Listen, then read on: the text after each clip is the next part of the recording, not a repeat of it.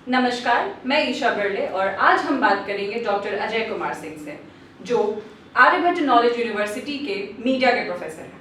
तो आइए जानते हैं कि इनकी राय क्या है भारत में बढ़ती असमानता को लेकर। सर, हमारा पहला सवाल है आपसे कि भारत में असमानता को आप कैसे देखते हैं? सबसे पहले तो आपके देखने वाले तमाम दर्शकों को मेरा अभिवादन है।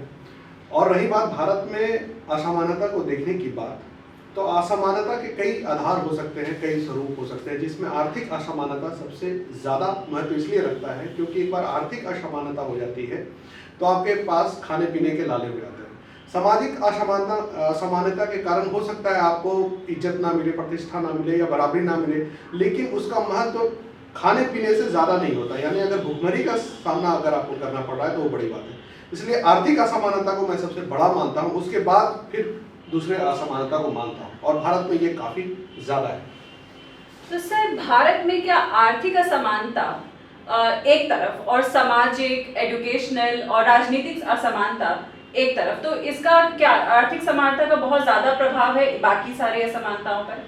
देखिए, बाकी जो असमानता है उनका रोल बहुत महत्वपूर्ण है। एक बार आदमी का पेट भरता है तो वो फिर सामाजिक हैसियत देखता है, राजनीतिक कदकाठी देखता है, या वहाँ कितनी भागीदारी है वो देखता है। लेकिन जब आपकी मूलभूत जरूरतें, जो रोटी कपड़ा मकान का ही जरूरत है, अगर वही नहीं पूरा होता है तो फिर बाकी चीज के लिए ना तो आप सोचेंगे, ना आप उसके लिए इंटरेस्टेड होंगे, और उसका यह फायदा होगा कि शरीर का जैसे एक अंग होता है ना, कि एक अंग बहुत बलशाली हो गया, एक बहुत कमजोर है, तो वो भी शरीर परिपूर्ण नहीं होता है या संपूर्ण नहीं होता। लेकिन जब सारे अंग बलशाली होते हैं तो शरीर होता है। तो समाज भी इसी तरह से, देश भी इसी तरह से निर्मित होता है।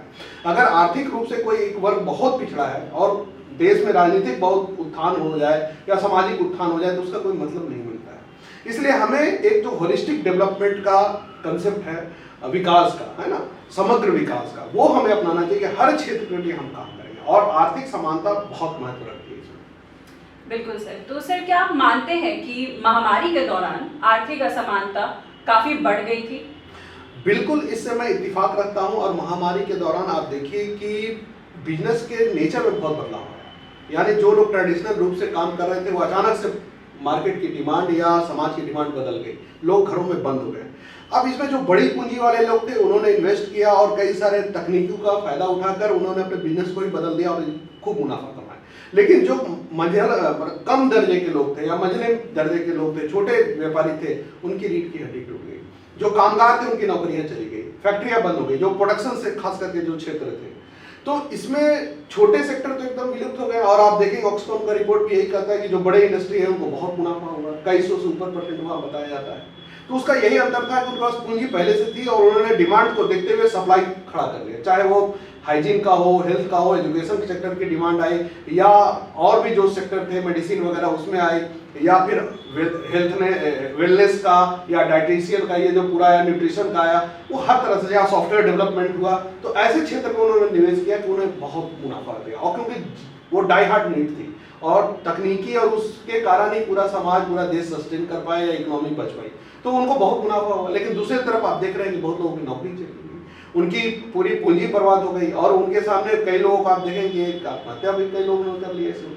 तो ये तो है कि कोविड के सामने काफी उथल पुथल हुआ बहुत तरीके से, उसमें आर्थिक उथल पुथल भयानक है जो आपको रिपोर्ट देखने को मिल रहा है। जी सर, आपने बहुत सही कहा। कोविड के दौरान तो खैर बहुत तरह के ऊंच नीच पूरे देश को झेलना पड़ा। तो सर, आपका क्या राय है कि असमानता को कैसे कम किया जा सकता है? कि सरकार जो कदम उठा रही है या सरकार जो कर रही है वो सही है कि नहीं है?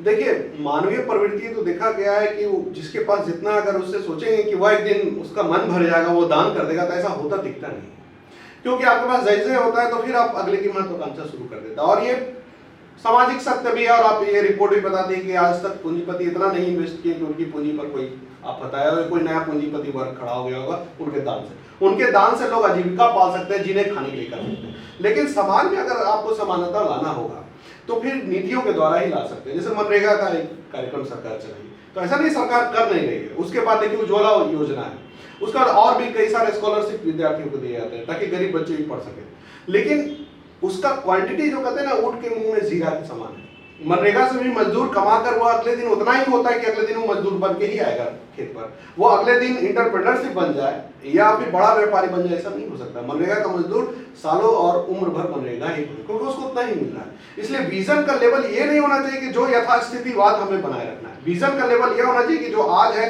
आने वाला कल वह आज से बेहतर होगा, बड़ा होगा और वो ज्यादा होगा। तो इस दिशा में सरकार को काम करना चाहिए, मुझे लगता है।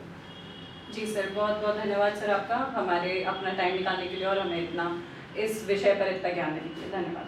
धन्यवाद आपका भी और आपके तमाम दर्शकों का भी जिन्होंने मुझे देखा, और आप लोग का दिन शुभ हो। धन्यवाद।